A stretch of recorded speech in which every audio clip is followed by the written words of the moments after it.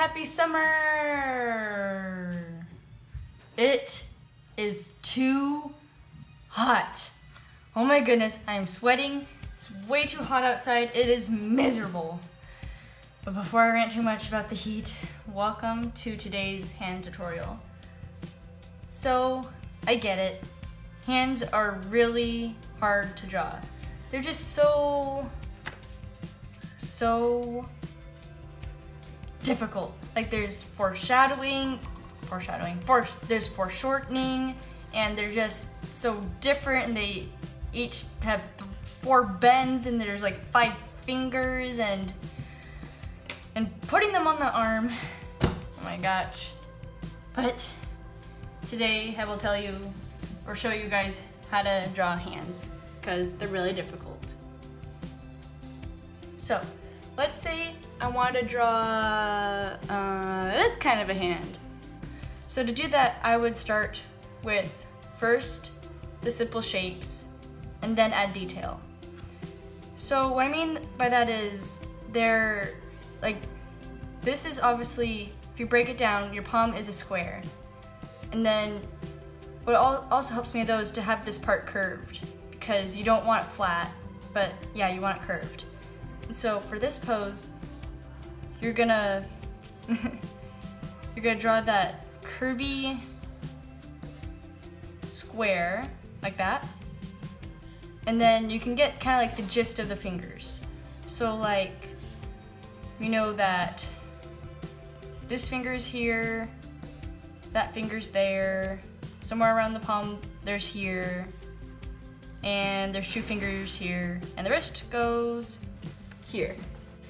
And so from there, I can I can add detail to these shapes.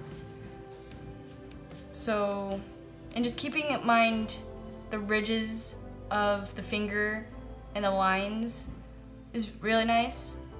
Just making sure that they're not too straight, because them being straight will sort of make them flat. And you certainly don't want flat hands, because they won't look very natural.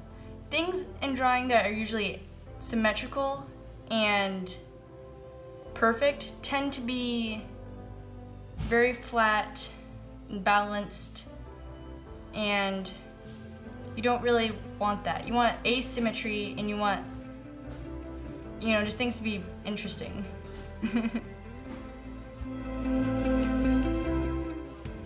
It's also, for me, important to add nails, just because it kind of shows the dimension of the finger, and because it can make a difference.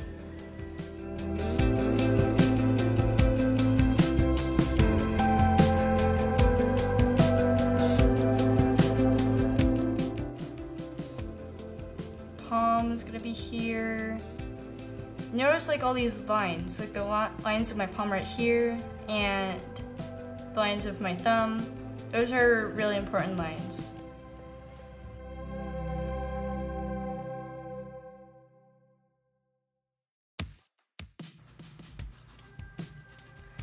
Alright, so we have our hand done, sort of. And what I like to do is add a little bit of shadow when practicing, just because it can make it 3D.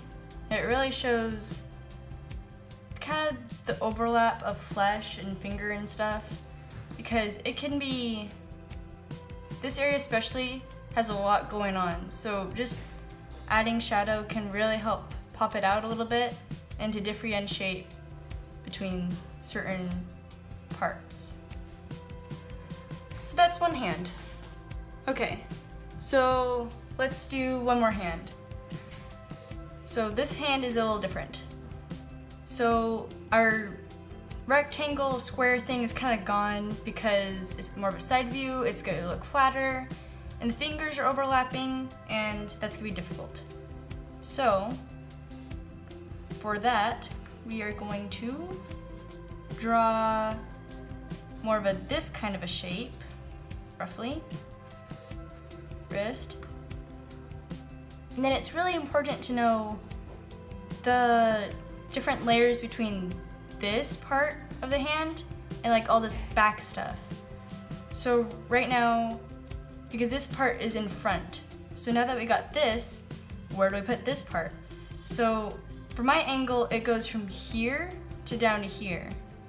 So I'm able to determine, okay, well, that's what this shape looks like. Oh, I need to move the thumb more over here. And then just add this. And don't be afraid of your sketches overlapping. It doesn't need to be perfect. And then from there you can add the back fingers. Always do the front part of the hand first.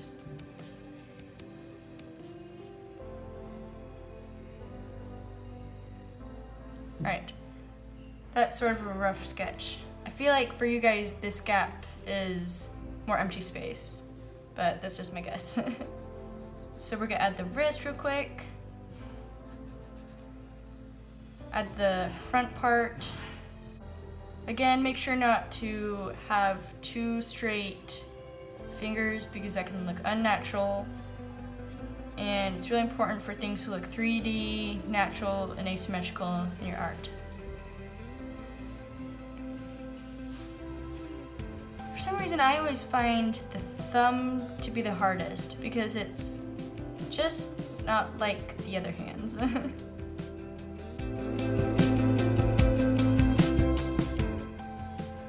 Add that little nail. Again, if I added the nail more over here, like as a sliver of the thumb, it would make it look, the angle look totally different. So some people don't draw nails in their hands, and I can understand that. They can sometimes look awkward, less so in sketches than in paintings. But I feel like it could be important just to, again, for like dimension and 3D-ness, helps just know what angle the hand is in.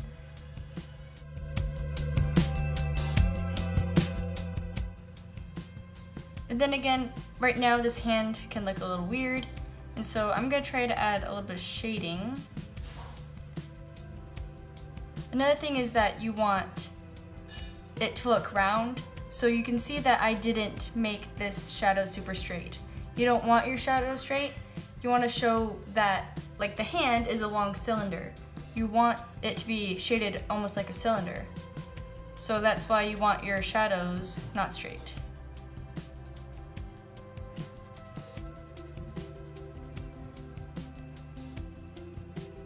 Pushing the back hands farther into the background, and then this section, the front part of the hand, will be pushed forward into the foreground.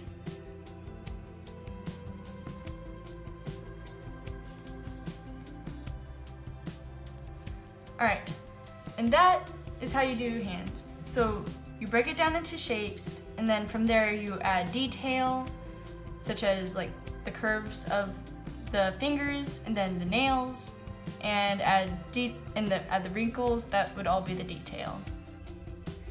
So here are the tips and tricks to drawing hands. First of all, as I said before, hands are really difficult to draw. They're complicated, they are frustrating. And so what I would really highly recommend would be to use reference. Reference has helped me so much. You know, even in the video, I'm using my hand as reference. You can use your own body, you can take pictures of your own hands, you can find some on the internet. Just make sure to use reference. If you're getting frustrated making up what a hand that you're thinking of would look like, then, and you're getting frustrated about it, then you should be using a reference. I kind of feel like every artist goes through their own I don't want to use reference phase. I certainly went through that when I was younger, and I wish I could tell my younger self just to use reference even though I didn't want to, because I guess I was trying to be independent or cool or something. But seriously, no matter how adverse you are to using reference when you're in your art, it's super important to use it. It really pushes your art into a positive direction and helps you draw things more accurately, and it will really help. Also, don't avoid using hands if you're trying to get better at them. I know, it's super tempting just to sneak it under some clothing or tuck it behind somewhere, but don't do it. I luckily kind of caught myself doing this early on and just pushed myself to just stop avoiding hands. So I didn't really have much of that of a phase with it, but don't avoid hands, especially if you're trying to get better at it. It doesn't make sense to avoid it, and the only way you're gonna get better is by practicing and doing it. And it can be very frustrating, I know. Just keep on going, keep on using reference, keep on trying to work with it, and keep on trying to figure it out. Speaking of practicing, take the time to practice drawing hands. So basically just do studies. From time to time, mostly pretty much in every sketchbook, I will take the time to do anatomy studies, sometimes feet studies, I should do more of those, and hand studies. This is because these are my weak points, and the way I can get better is by actually practicing drawing these things. So yeah. And just keep in mind that no amount of videos or books, tips and tricks, if you do and read all that stuff, it can get you better to a certain extent. It can get you better in approaching it, but it certainly won't physically train yourself how to draw something. You can only get that through hard work and experience. So definitely do your research on drawing something that you're not very confident in, but make sure that you actually take the time and the effort to draw that thing and to push through when it doesn't turn out right, and just to keep on drawing.